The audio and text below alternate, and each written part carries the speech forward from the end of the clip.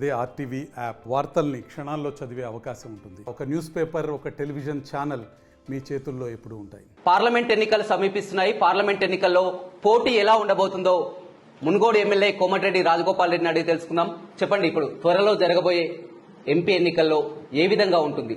Triangle pour ఉంటుంది, bar one side గా ఉంటుందా? ఎలా ఉండబోతుంది? నాకు తెలిసినంత వరకు డిసెంబర్లోనే తెలంగాణ ప్రజలు కాంగ్రెస్ పార్టీకి పట్టం కట్టిండ్రు, తీర్పిచ్చిండ్రు. తప్పకుండా మళ్లీ ఇదే పార్టీకి, ఇదే ప్రభుత్వానికి అండగా 4 నెలలైంది కాబట్టి ఎలక్షన్స్ అయ్యి ఇప్పటికీ ఇంత లోపలనే మళ్లీ వేరే పార్టీలకు ఓటేస్తారని నేను అనుకోవడం లేదు. తప్పకుండా తెలంగాణ సమాజం మొత్తం కాంగ్రెస్ పార్టీ వైపే ఉంటది. అసెంబ్లీ మాదిరిగానే ఎక్కువ శాతం ఓట్లతోటి పార్లమెంట్ సభ్యులు చాలా మంది మెజారిటీ పార్లమెంట్ సీట్లు కాంగ్రెస్ పార్టీకి రాబోతున్నాయి. కాంగ్రెస్ ప్రభుత్వం 100 రోజులు పూర్తి చేసుకుంది. ఈ 100 రోజుల పాలనలో ఎలా ఉంది? అంత సాటిస్ఫైగా ఉన్నారనుకుంటున్నారు? సాటిస్ఫై అంటే చాలా వరకు చాలా బాగుంది. మహిళలకు ఉచితంగా బస్సులో ప్రయాణం కానీ, 200 యూనిట్ల కరెంట్ కానీ, గ్యాస్ సిలిండర్ కానీ, కొన్ని పథకాలు ప్రవేశపెట్టిన ఆల్రెడీ అమలు అవుతున్నాయి. గత ప్రభుత్వం చేసిన ఆర్థిక సంక్షోభం, ఆర్థిక అప్పుల వల్ల ఈ రైతు బంధు విషయంలో కొద్దిగా మనం టైంకు వేయలేకపోయినాం. ఎందుకంటే ఆయన రాష్ట్రాన్ని మొత్తం దివాలా తీయించాడు కేసీఆర్. నిజంగా చెప్పాలంటే ఆఖరికి ఔటర్ రింగ్ రోడ్ అమ్ముకొని ప్రభుత్వ భూములు హెచ్ఎండి ఆప్షన్ల వేలం వేసి అమ్మి రైతు బంధుకి ఇచ్చేవాడు, లేదంటే జీతాలు ఇచ్చే పరిస్థితి ఉంది. అంటే ప్రభుత్వ ఆస్తులు అమ్మి జీతాలు ఇచ్చే పరిస్థితికి రాష్ట్ర ప్రభుత్వం వచ్చింది. అది దానికి ఎవరి కారణం? కేసీఆర్. ఇప్పుడు కాంగ్రెస్ పార్టీ ప్రభుత్వం వచ్చింది. మేము ఒక ప్రణాళికాబద్ధంగా ఆర్థిక క్రమశిక్షణతోటి ఆర్థిక సంక్షోభాన్ని క్రియేట్ చేసిన కేసీఆర్ నాశనం చేసిన రాష్ట్రాన్ని ఇప్పుడు గాడిలో పెట్టాలంటే కొంచెం టైం పడుతుంది. కాబట్టి డెఫినెట్ గా తెలంగాణ రాష్ట్రాన్ని గాడిలో పెట్టాల్సిన బాధ్యత కాంగ్రెస్ పార్టీ మీద ఉంది. తెలంగాణ ప్రజలకు ఏదైనా సమయానికి హామీలు నెరవేర్చకపోయినా, ఆర్థిక ఇబ్బందులతో ఎవరైనా డెవలప్మెంట్ విషయంలో కొంచెం వెనుకబడిపోయినా దానికి సమాధానం చెప్పాల్సిన బాధ్యత కాంగ్రెస్ పార్టీ ప్రభుత్వం ఉంది. దానికి మేము రెడీగా ఉన్నాం. ఎందుకంటే మేమేం తప్పు చేయట్లేదు, ఏది మేము దాచిపెట్టదలుచుకోలేదు. అధికారం రావడం కోసము, అధికారం నిలుపుకోవడం కోసము అబద్దాలు ఆడి ఈ ప్రభుత్వాన్ని నడిపించాలని అనుకోవడం లేదు.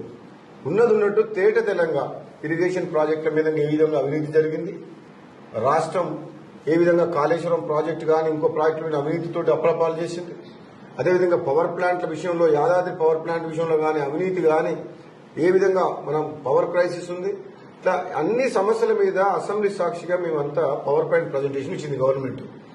కొంచెం సమయం పడుతుంది ఈ రాష్ట్రాన్ని గాడిలో పెడుతుంది. కాబట్టి తెలంగాణ ప్రజలందరికీ కూడా నేను కోరుకునేది ఏంటంటే, మీరు ఎంతో నమ్మకంతో కాంగ్రెస్ పార్టీ అసెంబ్లీ అభ్యర్థులను గెలిపించి ఈ ప్రభుత్వాన్ని ఏర్పాటు చేసిండ్రు. తెలంగాణ ఇచ్చిన కాంగ్రెస్ పార్టీ సోనియా గాంధీ రుణం తీసుకుండ్రు.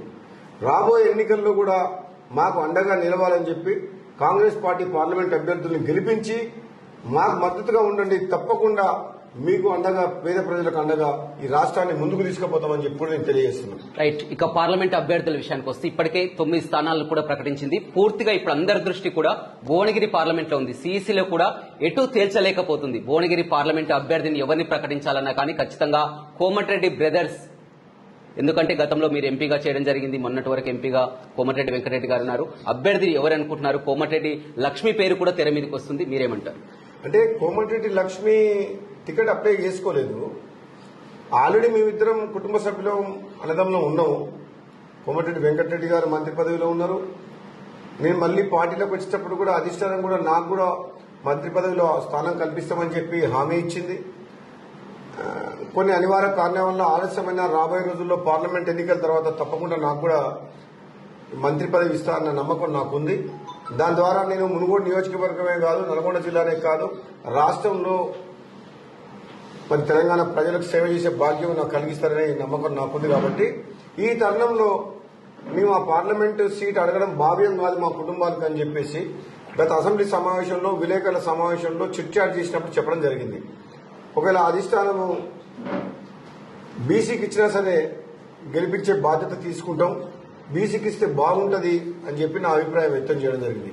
కాబట్టి ఇక్కడ ఇప్పుడు ఈ మధ్యకాలంలో ఎందుకు ఈ కోమటిరెడ్డి లక్ష్మి అనేది సర్వేలలో కోమటిరెడ్డి కుటుంబం అయితేనే గెలుస్తుంది, బలమైన అభ్యర్థి కావాలంటే పోటీ చేసింది గతంలో పార్టీ కష్టకాలంలో ఉన్నప్పుడు.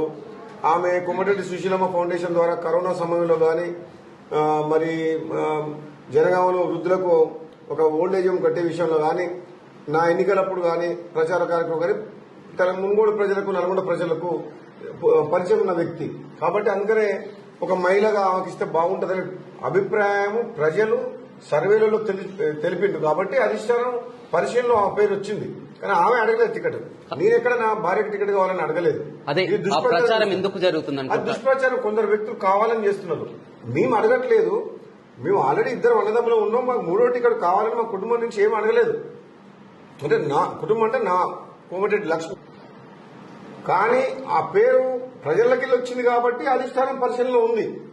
ఒకవేళ అధిష్టానం ఇప్పుడున్న పరిస్థితుల్లో మనకు పార్లమెంట్ సభ్యులు తప్పకుండా గెలవాలి 10 సీట్లు 12 సీట్లు అనుకుంటే బలమైన అభ్యర్థుల వేటలో ఉన్నారు. కాబట్టి ఒకవేళ కోమటిరెడ్డి కుటుంబం నుంచి కోమటిరెడ్డి లక్ష్మి నిలబడితే గెలుస్తుంది అని వాళ్ళు ఏదైనా ప్రపోజల్ ఇచ్చి నిలబడమంటే తప్పకుండా ఆలోచన చేస్తుంది. తప్పితే మేము ఏదో మీడియాలో ఎలక్ట్రానిక్ ప్రింట్ మీడియాలో వచ్చినట్టు కోమటిరెడ్డి రాజగోపాల్ రెడ్డి భార్య టికెట్ కోసం పట్టుబడుతుంది. ప్రతిరోజు తప్పుడు వార్తలు వస్తున్నాయి.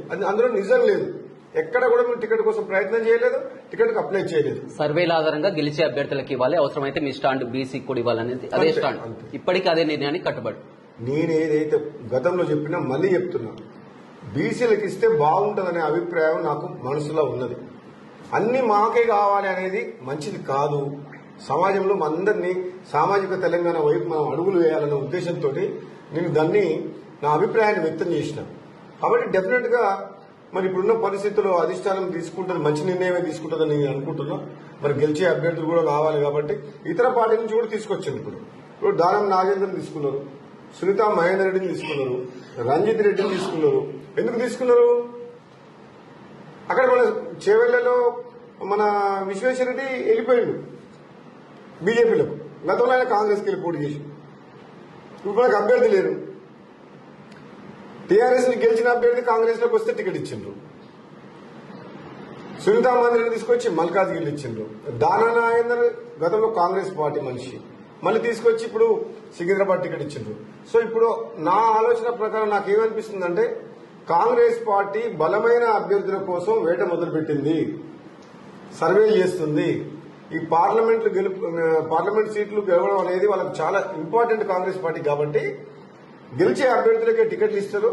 అందులో భాగంగానే కోమటిరెడ్డి లక్ష్మి పేరు తెరపైకి వచ్చి ఆ సర్వేలలో పేరు వచ్చింది కాబట్టి ఆమె చర్చ నడుస్తుంది. తప్పితే రాజగోపాల్ రెడ్డి స్వతగా టికెట్ కావాలని మాత్రం ఎక్కడ కూడా నేను ప్రయత్నం చేయడం లేదు. కానీ ఎన్నికల ముందు మేము కూడా చూడడం జరిగింది. అధిష్టానం అప్పుడు చర్చించినప్పుడు కూడా ఖచ్చితంగా రాజగోపాల్ రెడ్డిని కాంగ్రెస్ పార్టీ అధికారంలోకి తీసుకురావాలని ఆహ్వానించడం జరిగింది. మంత్రి పదవి ఇస్తామని కూడా హామీ ఇవ్వడం జరిగింది. ఏం జరిగిందంటే తప్పకుండా ఇస్తారు త్వరలోనే, రాబోయే రోజుల్లో. కొంచెం ఆలస్యం జరిగింది, కానీ తప్పకుండా రాబోయే రోజుల్లో అధిష్టానం ఇచ్చిన మాట ప్రకారం మంత్రి పదవి ఇస్తారని నేను అనుకుంటున్నా.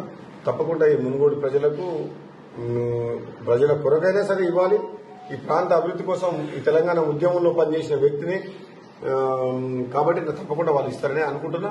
కొంచెం ఓపికతోటి ఎదురు చూస్తే ఈ పార్లమెంట్ ఎన్నికలు అయిన తర్వాత వాళ్ళు హామీ నెరవేరుస్తారు. ఇక బీఆర్ఎస్ పార్టీ విషయానికి వస్తే బీఆర్ఎస్ పార్టీ గురించి ఏం చెప్తారు? కవిత అరెస్ట్ ను కూడా వాళ్ళు రాజకీయంగా చెప్తున్నారు. కాంగ్రెస్ బీజేపీ కలిసే కుట్ర చేసి కవితను అరెస్ట్ చేశారు. ఏదో నిప్పు లేనిదే పొగరాదన్నట్టు మద్యం కుంభకోణంలో మద్యం స్కామ్ లో, లిక్కర్ స్కామ్ లో కవిత పాత్ర ఉంది. ఆమె 100 కోట్ల రూపాయల ముడుపులు ఇచ్చి కేజ్రీవాల్ గవర్నమెంట్ కు అక్కడ ఒక రూపకల్పన ఏదైతే విధానం ఏదైతే ఉందో మద్యం స్కీమ్ ఉందో, లిక్కర్ రెగ్యులేషన్ అన్ని రూల్స్ అని వాళ్ళకు అనుగుణంగా మార్పించుకొని 100 కోట్ల రూపాయలు ఇచ్చి ఆ రోజు కొందరు సభ్యులు కవిత అండ్ మిగతా అందరు కలిసి ఒక గ్రూప్ గా ఏర్పడి దాన్ని తీసుకున్నారు అక్కడ మొత్తం లిక్కర్. అందులో భాగంగా ఈరోజు ముఖ్యమంత్రి గారు కూడా కేజ్రీవాల్ కూడా అరెస్ట్ అయింది. చట్టం అనేది ఏంటంటే దాని పని తను చేసుకుంటూ పోతుంది. ఎప్పటికైనా తప్పు చేసిన వాళ్ళు తప్పించుకోలేరు. అది ముఖ్యమంత్రి కూతురు కావచ్చు, స్వయాన ముఖ్యమంత్రి కావచ్చు.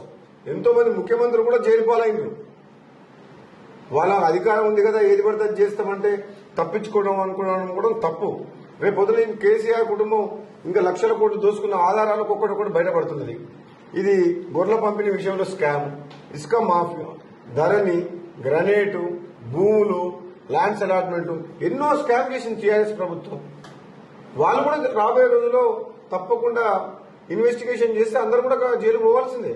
నేను ఎప్పటి నుంచో చెప్తున్నా, కేసీఆర్ కుటుంబం జైలుకు పోతుంది, మొదటి వ్యక్తి కవిత పోతుంది అని చెప్పిన. నిజమైంది ఈరోజు.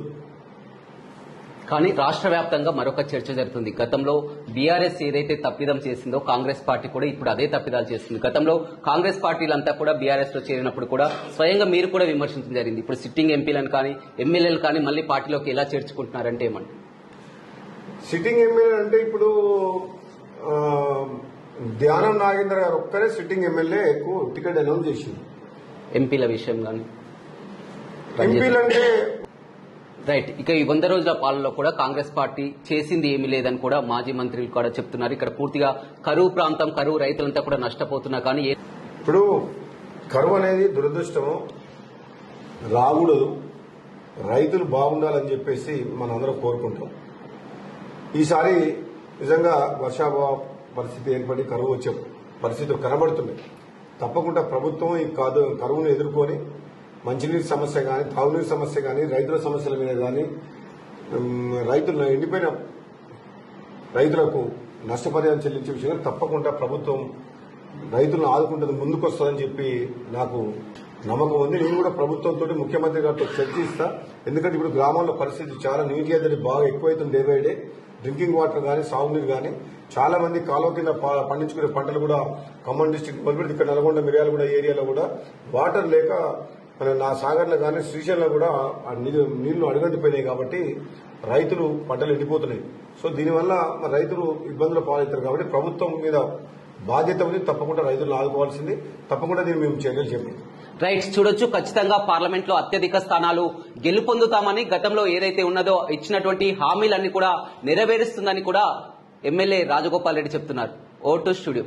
మరిన్ని వీడియోస్ కోసం ఛానల్ ని సబ్స్క్రైబ్ చేయండి. లేటెస్ట్ అప్డేట్స్ కోసం వాట్సాప్ ఛానల్ ని ఫాలో చేయండి. అండ్ లింక్ డిస్క్రిప్షన్ లో ఉంది.